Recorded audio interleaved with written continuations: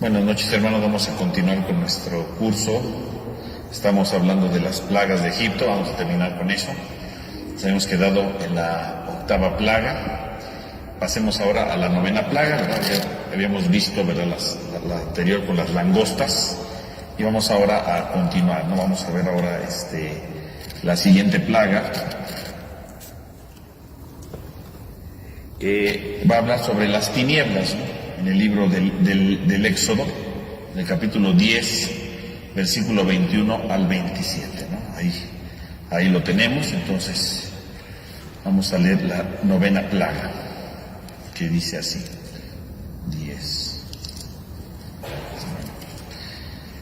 10 del 21 al 27.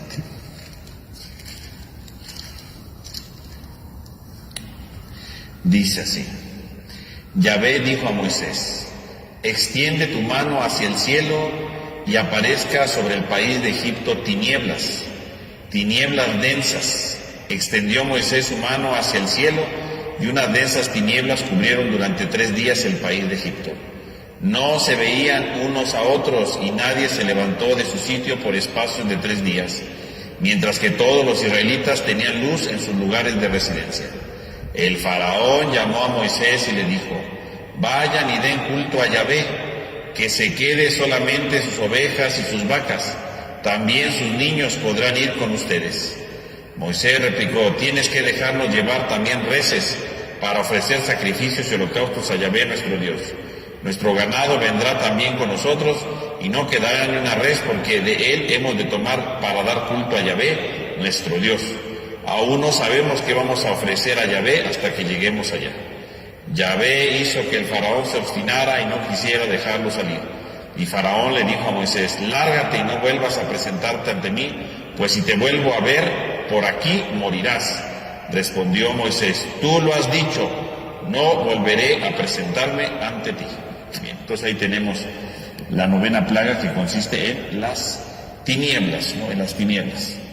Algunos, ¿verdad?, dicen que tal vez estas tinieblas, ¿verdad?, tratando de explicar a los científicos, dicen que a lo mejor fue un eclipse, aunque ciertamente dicen que es una oscuridad que se tocaba, ¿no? Una oscuridad que se podía tocar. Entonces, puede tener un significado, claro, simbólico, y algunos dicen que a lo mejor se podría referir a las ventiscas de arena, ¿no?, que a veces son muy fuertes entre los meses de marzo y abril, y entonces evidentemente tapan la luz, ¿verdad? Está todo oscuro, ¿verdad? Es muy difícil ver, ¿no? Obviamente porque es arena, ¿no?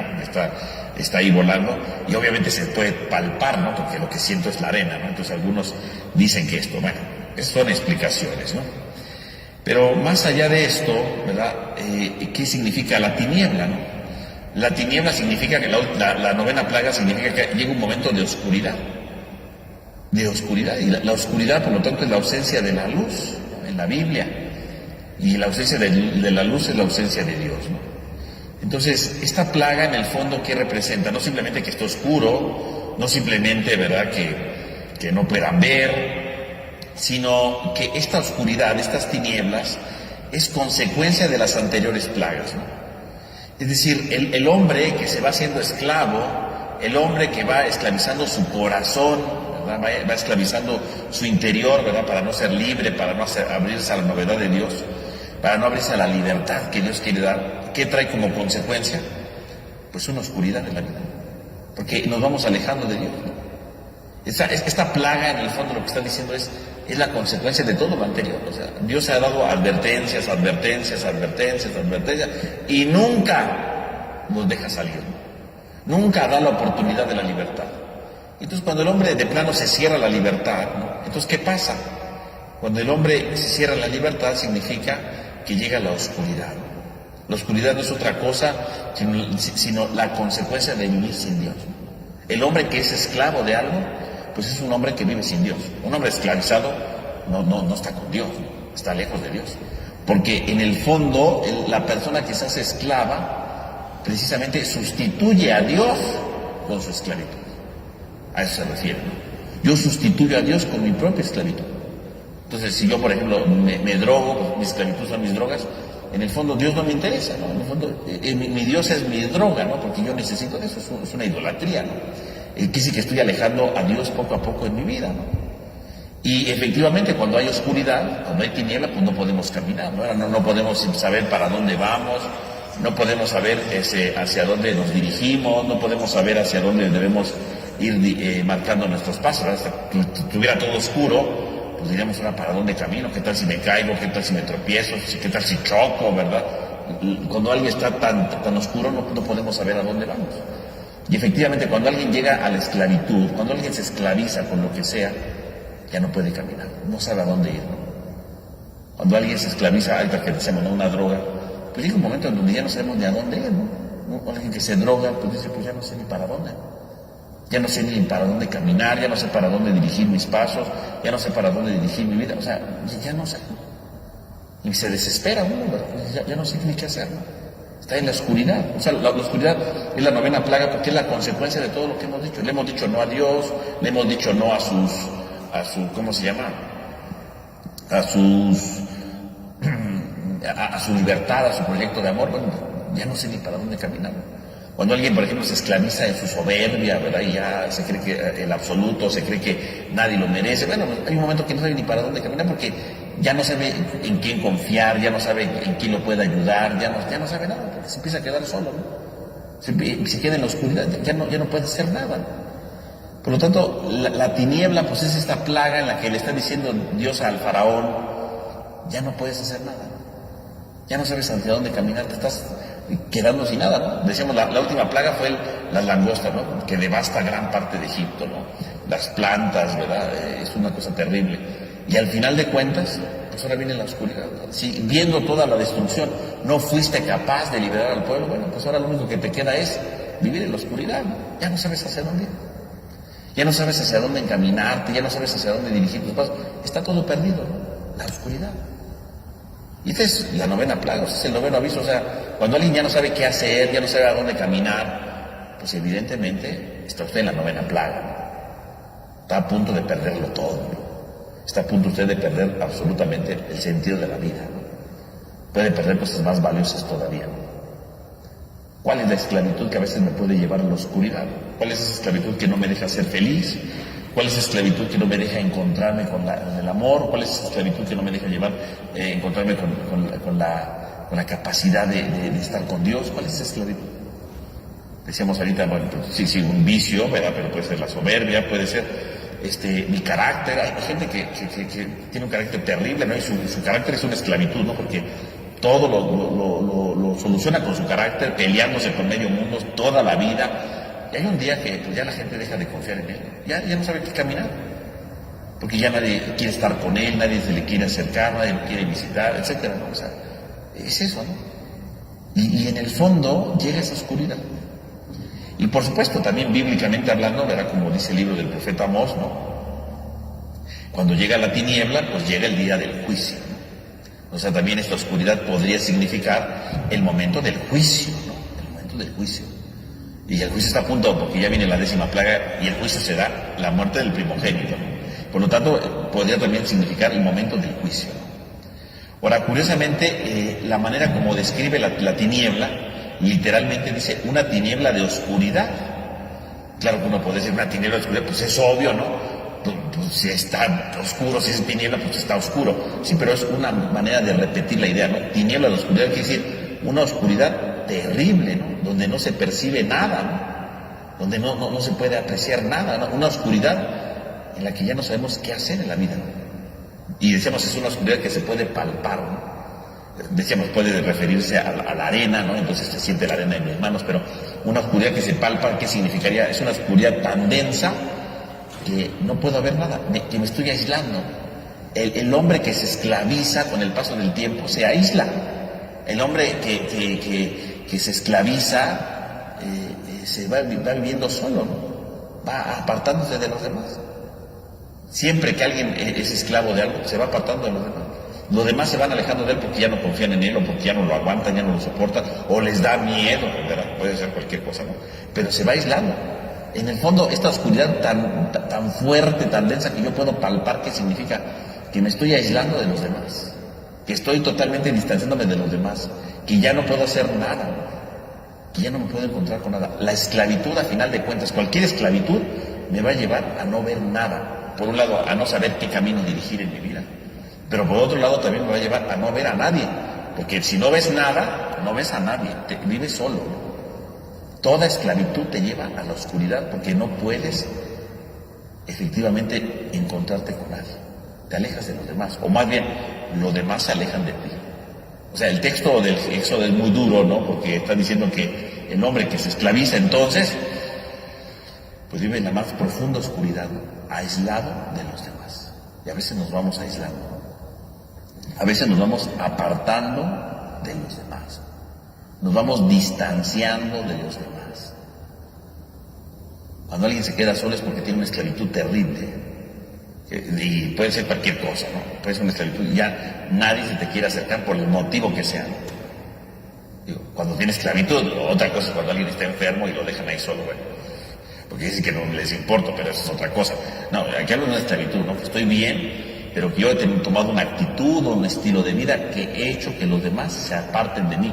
Es la oscuridad. No veo a nadie a mi alrededor. Volteo y digo, ¿dónde está la gente que quería? ¿Dónde está la gente que me amaba? Ya no está conmigo. ¿Y por qué no está conmigo? Porque he caído en la más profunda de las esclavitudes, ¿no? Y ahí está, ¿no? Entonces hace ver justamente esto, ¿no? Hace ver cómo hay una tiniebla que me puede apartar de los demás, y es un signo de que soy un terrible esclavo de algo, ¿no? Si usted dice es que la gente se ha alejado de mí porque ya no confía en mí, o se ha alejado de mí porque me tiene miedo, se ha alejado de mí porque no me soporta, ¿no? Pues usted tendría que pensarlo. Creo que usted tiene una esclavitud, ¿eh? Y quiere decir que ha habido muchas señales que usted no había visto y que ahorita es el culmen de todo. Usted, si sigue así, puede perder lo más valioso que tiene, porque está quedándose solo, ¿eh? Ya no ve a nadie a su alrededor, ¿no? O nada más vienen a verme por compromiso, o nada más vienen a ver por interés, porque puede ser que nada más sea por interés, ¿no? A lo mejor puede haber una esclavitud que he hecho que los demás se aparten de mí. Si antes estaban cerca de mí y ahora no, pudiera ser que hay una esclavitud de fondo. Hay una esclavitud profunda ahí, ¿no? Que me puede amenazar profundamente, ¿no? Que me puede amenazar con ya quedarme solo y estoy a punto entonces de perderlo todo, ¿no? Ese es el paso final antes de perderlo todo, ¿no? Y entonces, ¿verdad? Viene esta oscuridad, ¿no? Y si nos damos cuenta, podemos aquí recordar, por ejemplo, cuando Jesús está en la cruz. Si ustedes recuerdan, cuando Jesús está en la cruz, dice que van las 3 horas en las que está en la cruz, dice que llega un momento de oscuridad. Y algunos autores dicen que este momento de oscuridad recuerda la 9ª plaga, ¿no? Porque justamente después de la oscuridad, ¿qué va a venir? La liberación del pueblo de Israel. Quiere decir que Cristo muere en la cruz y todo se pone oscuro. ¿Por qué? Porque está a punto de llegar la verdadera liberación, que es la salvación por medio de su muerte y resurrección. Incluso el tema de la tiniebla vuelve entonces a aparecer en los evangelios para hablarnos precisamente de la liberación. ¿Cómo después de la tiniebla viene la liberación? O cómo después de la tiniebla podría venir la perdición. En el caso de Cristo nos trae la salvación, en el caso del pueblo de Israel viene la salvación, en el caso del faraón, después de la tiniebla viene la perdición. Y entonces viene la última plaga, que es la muerte de los primogénitos, ¿no? Que estaría en el capítulo 11, del versículo 1 al 10, que es, bueno, es todo el capítulo 11, ¿no? Pues vamos a leerlo. Dice: Yahvé le dijo a Moisés: todavía enviaré una plaga a Faraón y a Egipto, tras la cual los dejará partir. Más aún, no solo los dejará partir, sino que incluso los expulsará definitivamente de aquí. Habla al pueblo y que cada hombre pida a su vecino y cada mujer a su vecina objetos de plata y objetos de oro. Yahvé hizo que el pueblo se ganase el favor de los egipcios. Moisés gozaba de gran consideración en el país de Egipto a los ojos de los servidores del faraón y a los ojos del pueblo. Moisés le dijo: así dice Yahvé, a medianoche yo pasaré en medio de Egipto y morirán en el país de Egipto todos los primogénitos, desde el primogénito del faraón que se sienta en su trono hasta el primogénito de la esclava que ocupa el molino, y todos los primogénitos del ganado. Y habrá en el país de Egipto alaridos tales cual nunca los ha habido ni los habrá. Pero entre los israelitas no ladrará ni un perro, ni a los hombres ni a las bestias, para que sepan que Yahvé distingue entre Egipto e Israel.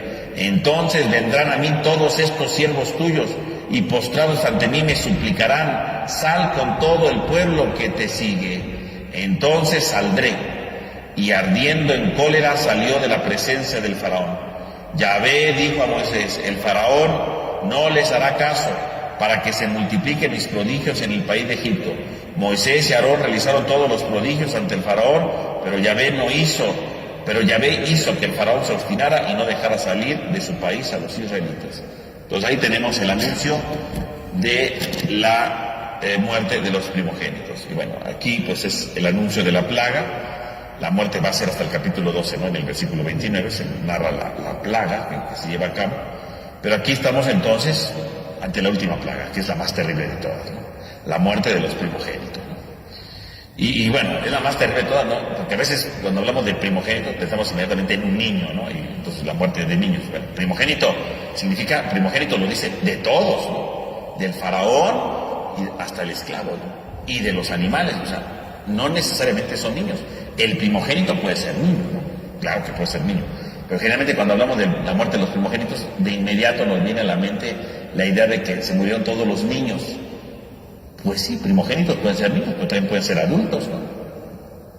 Pueden ser más grandecitos, o sea, no habla de edades, habla de muerte de primogénitos en general. La idea se queda como que de niños, ¿no? Pero en realidad pueden ser adultos y además se refiere a todo tipo de primogénito, ¿no? Ahora, esta plaga, curiosamente, no dice que Moisés la hace. En todas las plagas sí, ¿verdad? Alza el bastón, hace esto, hace el otro. En esta plaga no, esta plaga la lleva a cabo solamente Dios. La plaga la lleva a cabo Dios. Y esta plaga pues es el golpe final, ¿verdad? Sobre el faraón, sobre Egipto, y por lo tanto pues va a traer como consecuencia la liberación, ¿no? Y dice que habrá un clamor de parte de los egipcios como nunca antes lo ha habido.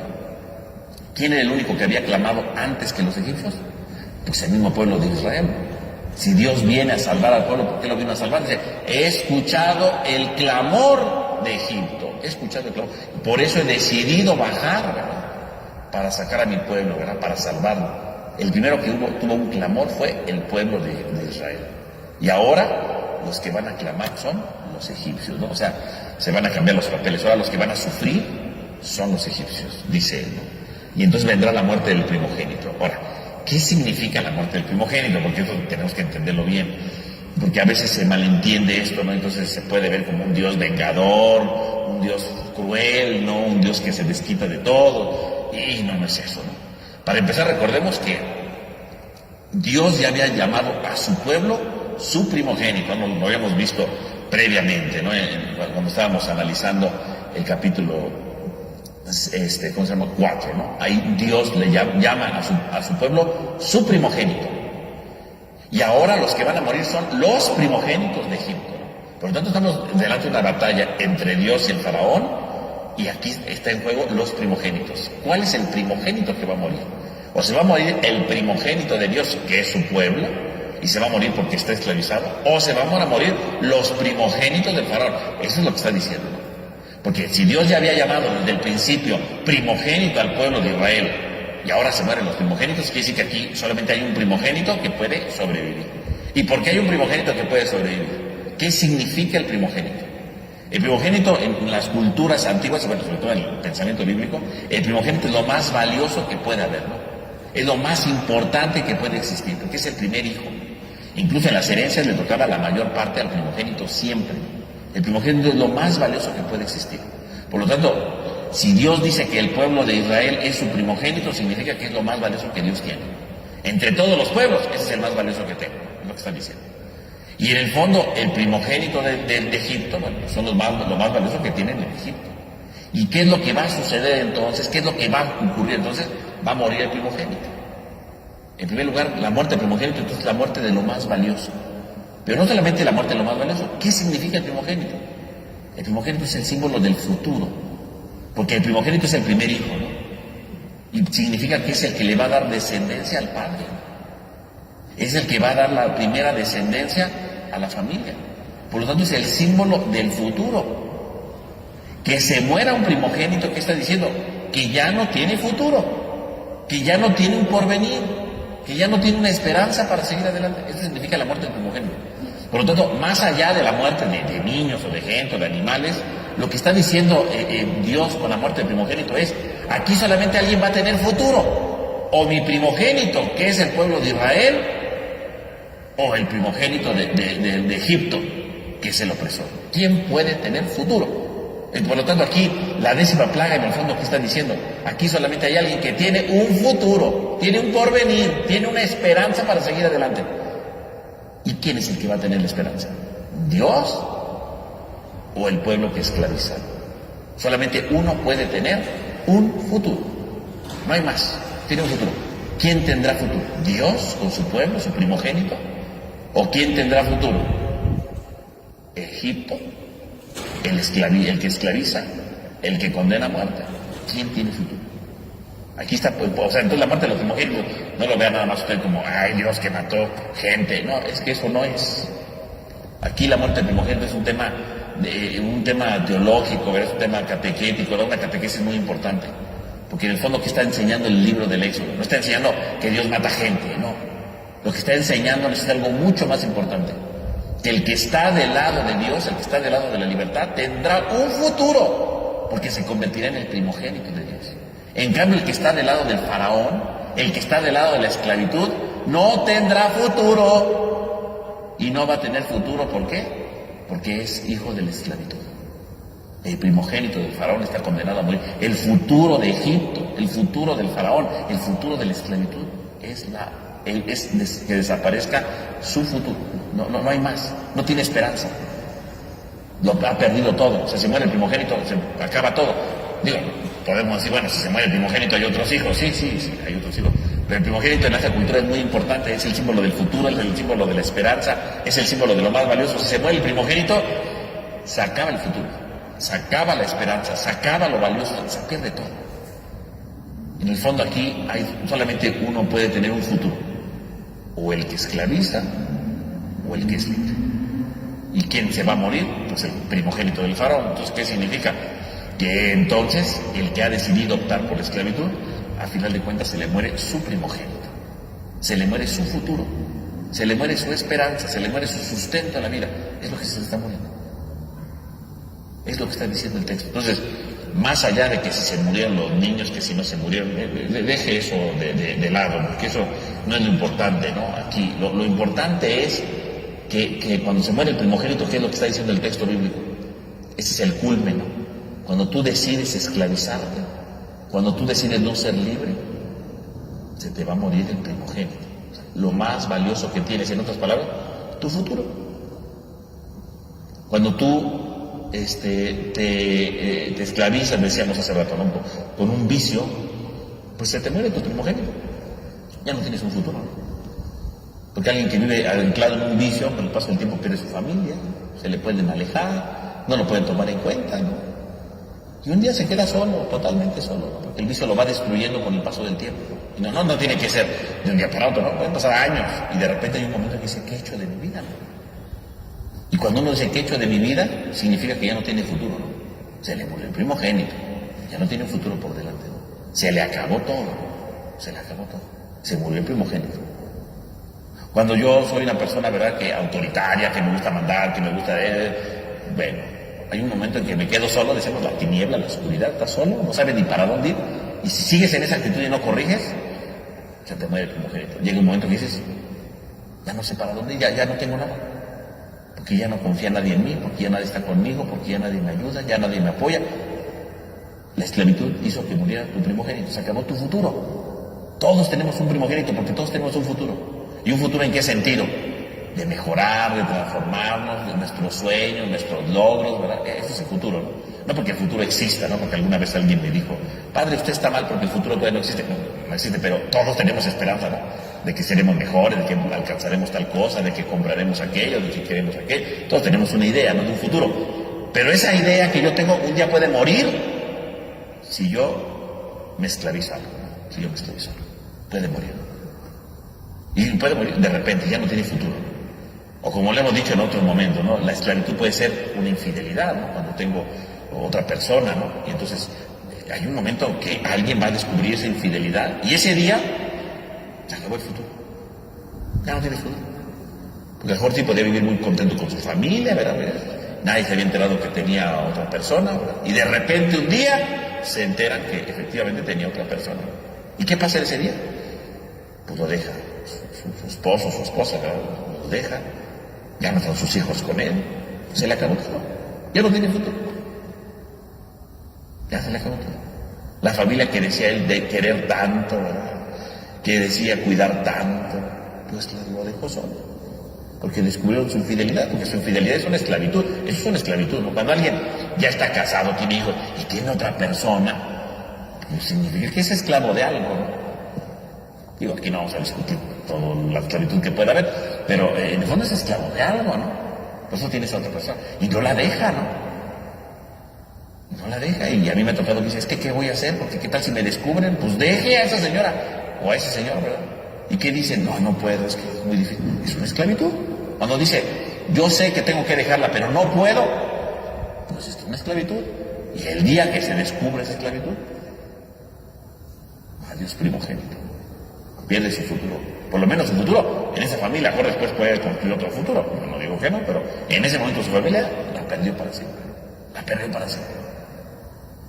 Y alguien puede, por ejemplo, estar levantando chismes y, para tener algunos privilegios. El día que le descubran, todos sus chismes y sus mentiras son esclavitudes. El día que le descubran todas sus mentiras, ese día se le muere su primogénito. Se le acaba su futuro ya, porque ya nadie le va a creer. Porque va a quedar desprestigiado totalmente. Porque se aferró a sus mentiras de tal manera que vivía para ellas y ya no tiene futuro. Esa es la muerte del primogénito. O sea, no nada más es decirnos se murió la gente, se murieron los niños, los animales. No, no. La enseñanza es mucho más fuerte, ¿no? Eso es lo importante. Cuando alguien se queda solamente con que, ay, Dios mató a los niños. No, pues ya usted no entendió nada, ¿no? El primogénito, yo tengo un primogénito, ¿verdad? Espiritualmente hablando. Tengo un futuro siempre. Algo que quiero proseguir, algo que quiero alcanzar, algo que quiero conservar. Y si hay una esclavitud, pudiera perder ese primogénito. Por lo tanto, en esta vida hay primogénitos. Y el que opta por la esclavitud, como el faraón, se le termina muriendo. Y Dios tiene otro primogénito, que es su pueblo. Y el que opta por Dios, que es la libertad, seguirá viviendo y tendrá un futuro. Y ahí tendrán ese pueblo un futuro, saliendo de Egipto, conquistando una tierra, construyendo una comunidad, una ciudad, un imperio, etc. Hay un futuro. El primogénito de Dios se salva porque opta por la libertad. En cambio, el que opta por la esclavitud, se le muere el futuro, se le acaba todo, ¿no? Se acaba todo, ¿no? No tiene futuro, se le acaba absolutamente todo. A eso se refiere el texto, ¿no? O sea, entonces no vea usted la muerte del primogénito como la historia de un Dios maligno, como algunas veces lo han dicho. Ay, vean, es que Dios es bien malo. Pero no es eso, sino la enseñanza que hay de fondo. Lo que trata de enseñarnos el texto es que usted, si de verdad no deja su esclavitud, se le va a morir el primogénito. Y antes de la muerte del primogénito hubo 9 plagas, 9. O sea, no es que Dios luego dijo, deja salir a mi pueblo, no quiero, órale, muerte del primogénito. No, Dios le fue avisando poco a poco, ¿no? Poco a poco, cada plaga. Hubo muchos avisos. Todos, siempre que somos esclavos de algo, siempre hay avisos. Dios siempre manda avisos con la gente que nos quiere, con el amigo o con alguna cosa que nos sucede. Siempre hay avisos. Las plagas son los avisos de Dios. Deja salir al pueblo, deja salir. Y el faraón duro, que no. Y cada plaga va creciendo, ¿no? No es lo mismo las aguas que se tiñen de rojo a las langostas que habían acabado con gran parte de las cosechas y de todo, ¿no? Un país en ruina, o sea, no es lo mismo, ¿no? Vean cómo cada aviso va siendo cada vez más fuerte, porque la esclavitud cada vez me va destruyendo más y más. Y si yo no entiendo, un día se muere el primogénito, se acaba el futuro, se destruye todo, ¿no? Es lo que está diciendo el texto, ¿no? Se acaba todo. Es eso. Ahora, claro, hay gente que le gusta investigar, ¿verdad? Y decir qué pudo haber pasado ahí. Porque obviamente pues no es que Dios mate niños o gente, ¿no? O sea, no. Digo, más allá, por un lado, lo importante es la enseñanza. Ahora, algunos dicen, ¿qué pudo haber pasado? Pues algunos dicen que tal vez a lo mejor, ¿verdad? Como se muere el hijo del faraón, pues a lo mejor hubo algún temblor o alguna cosa, ¿verdad? Y se cayó y culparon a los hebreos de esa desgracia, ¿no? Porque se murió el primogénito del faraón. Y otros saben hasta explicaciones químicas, ¿no? Y científicas de eso, ¿no? Y dicen que a lo mejor, ¿verdad? Llega a suceder, ¿verdad? Que pudiera haber alguna filtración de dióxido de carbono en el río Nilo Y eso, ¿verdad?, se empezó como a esparcir como una nube, ¿no?, y que se ha llegado a dar de repente, ¿no?, en ciertos lugares. Entonces, efectivamente, se murieron no solo los primogénitos, sino todos los que inhalaron eso. Y obviamente la Biblia habla nomás de los primogénitos para la enseñanza, y pudo haber pasado eso. Digo, nunca vamos a saber si fue así, qué pasó exactamente ese día, no lo sabemos, ¿no? O sea, finalmente no lo podemos saber, ¿no? Es una cosa muy complicada, ¿no? Algunos dicen que en el Museo del Cairo, ¿verdad?, está la momia del hijo del faraón Amosis I, que se supondría que sería de ese tiempo, ¿no?, y que justamente murió a los 12 años. Entonces dicen, pues a lo mejor es lo de la plaga, ¿no? Son hipótesis que tratan de dar esto, ¿no? Pero bueno, lo más importante no es lo científico ni eso, sino la enseñanza, ¿no? Porque si reducimos todo nada más a la ciencia, pues sí, sacamos unas cosas muy interesantes, pero ¿de qué sirve tener datos interesantes, científicos, si no nos ayuda a la vida? Entonces, lo del primogénito aquí, digo, independientemente de lo que pudo haber pasado, cómo se llevó a cabo, etcétera, bueno, podemos sacar muchas explicaciones, aquí le di algunas ideas de algunos, ¿no? Pero lo importante no es eso, lo importante es cómo es que Dios nos va advirtiendo en la vida, y si yo no cambio, puede morir el primogénito. Puedo perder lo más valioso, puedo perder mi futuro, puedo perder mi esperanza, eso es lo más terrible, ¿no?, lo más garrafal que puede ocurrir. Eso sería lo peor. Y uno puede decir, bueno, ¿y qué cosa tan terrible? Pero antes de que mueran los primogénitos, porque decimos que los primogénitos no mueren en ese momento, sino hasta el capítulo 12, antes de que mueran los primogénitos, ¿qué hace Dios? Qué curioso, en ese momento Dios va a empezar a anunciar una cosa muy importante, que es la fiesta de la Pascua. En medio del anuncio de los primogénitos y antes de que se mueran los primogénitos, ¿qué hace Dios? Anuncia la Pascua, que es la fiesta más importante de los judíos. Estamos entonces entrando en el capítulo 12 al corazón del Antiguo Testamento, cuando Dios instituye la Pascua. La Pascua es la fiesta más importante de los judíos, es la fiesta más importante, es la fiesta fundamental, es la fiesta primordial de los judíos, la Pascua. Y estamos nosotros entonces delante de la institución de la fiesta de la Pascua, ¿no?, que claro, va a tener sus connotaciones cristianas, ¿verdad?, porque nuestra Pascua como cristianos, bueno, pues es la Pascua de la resurrección de Cristo, ¿no? Pero los judíos pues tienen su Pascua, y nuestra Pascua cristiana tiene como base aquella Pascua, ¿no? Y justamente a partir del capítulo 12 Dios va a enseñarnos en qué consiste la Pascua, la experiencia de la Pascua. Entonces vamos a analizar, ¿verdad? De hecho, hace unos viernes, ¿verdad?, decíamos que hablamos del tiempo de la Pascua aquí en la iglesia y decimos, bueno, la base es la Pascua judía. Pues justamente vamos a hablar entonces ahora de la Pascua judía. ¿Qué es la Pascua judía? Porque estamos en el corazón, por lo tanto, del Antiguo Testamento. ¿Qué es la Pascua? Que culmina con el paso del Mar Rojo. Ahí culmina. Entonces estamos desde este capítulo 12, ¿verdad?, hasta el capítulo 14, de estos 3 capítulos, son el corazón del Antiguo Testamento. Ahí está el sentido de todo. La vida de los judíos y la base de los cristianos, ¿no? ¿Cómo se llama?, la institución de la Pascua. Y curiosamente la institución de la Pascua está en relación con la muerte de los primogénitos, porque va a relacionar la muerte de los primogénitos con la fiesta de la Pascua, que es lo que vamos a explicar. Entonces es una cosa muy compleja. Primero que nada, bueno, cuando hablamos de la palabra Pascua, bueno, Pascua es una cosa sumamente compleja, ¿no?, porque es una palabra que no se entiende bien. Pascua, ¿verdad?, dicen, pues es una palabra que puede significar como pasar de largo, ¿no? Cuando yo voy pasando de largo, eso puede ser Pascua, ¿no?, que paso de largo. O Pascua puede significar brincar, saltar algo, ¿no? Eso significa Pascua. Puede significar, es una palabra muy complicada, ¿no?, que tiene mucho significado, ¿no? Pascua puede ser un paso de un lado para otro, ¿no?, el movimiento que me lleva de un lado a otro. Eso puede ser la Pascua. Pascua incluso podría tener ahora alguna raíz egipcia que significa golpe. Un golpe. O sea, exactamente qué quiere decir Pascua, pues quién sabe. Tenemos aproximación. Generalmente lo traducimos como paso, ¿no? Así lo traducimos generalmente. Y siempre se atribuye el paso de la muerte a la vida, ¿no?, o el paso de la esclavitud a la libertad, ¿no? Así lo vemos en general, pero en realidad tenemos que dejarlo claro, ¿no? La palabra Pascua es una palabra compleja en sí misma, ¿no?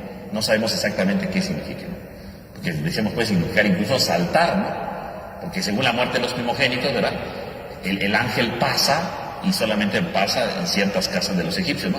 No pasa en los judíos, se salta la de los hebreos, ¿no? Y esa acción de saltársela se puede ser la Pascua, el paso. O sea, la Pascua es una cosa muy difícil de entender, ¿no? Pascuas pueden significar que el pueblo pasa, ¿verdad? Sale de Egipto hacia la libertad. O la Pascua puede referir al salto que hace el ángel de las casas de los hebreos para que los primogénitos de los hebreos no se mueran, ¿no? El salto, ¿no? O sea, es muy complicado saber exactamente. Ahora, ¿de dónde viene la fiesta de la Pascua? La Pascua, aquí Dios está dando las instrucciones, cómo van a vivir la Pascua, ¿no? En el capítulo 2 empieza a explicarnos cómo se debe vivir la Pascua. Pero la Pascua no es que es algo que se inventó Dios de la noche a la mañana, por supuesto que no. La Pascua era una fiesta que ya existía ahí en Egipto, ¿no? De entre los pastores de los israelitas. La Pascua era una fiesta de pastores. Porque los signos que van dando, ¿verdad? Es una fiesta de pastores, ¿no? Es una fiesta de pastores. Porque van a agarrar un cordero de un año, lo van a matar y se lo van a comer. Ese, al parecer, era un rito que ya existía en la antigüedad. Solo que Dios le va a dar un significado nuevo. Le va a complementar cosas y va a unirla con otras fiestas. Porque la fiesta de la Pascua, ¿verdad? Vamos a ver en el texto, ¿verdad? Habla por un lado de matar el cordero. Luego habla de unos panes ácimos, ¿no? Panes sin levadura, ¿no? Pero los panes sin levadura pareciera que eso era otra fiesta que existía, no entre los pastores, sino en una fiesta de la casa, hacer panes sin levadura, ¿no? Que tenía un significado. Y además aún, el cordero, ¿verdad? Que es de un año, lo va a relacionar con el primogénito, porque son los primogénitos de Egipto que se mueren y los israelitas que se salvan. Por lo tanto, el relato de la Pascua que está en el capítulo 12 es la unión de tres fiestas o de tres realidades distintas. Dios va a agarrar lo que ellos ya acostumbraban a hacer y lo va a juntar en una misma realidad. ¿Existía una especie de fiesta de Pascua antes de la salida? Sí. ¿Existía una fiesta con panes ácimos? Sí, pero eran dos cosas distintas, eran dos fiestas diferentes. ¿Y existía lo de ofrecerle un primogénito? Sí. Y lo que va a hacer entonces el libro del Éxodo, ¿verdad? Es juntar estas tres fiestas y hacerla una sola. Esa es la novedad. O sea, existían cosas previamente, sí, pero Dios las va a agarrar y las va a juntar en una sola para darle un nuevo significado y para formar la fiesta del Pascua. Y todo va a tener sentido.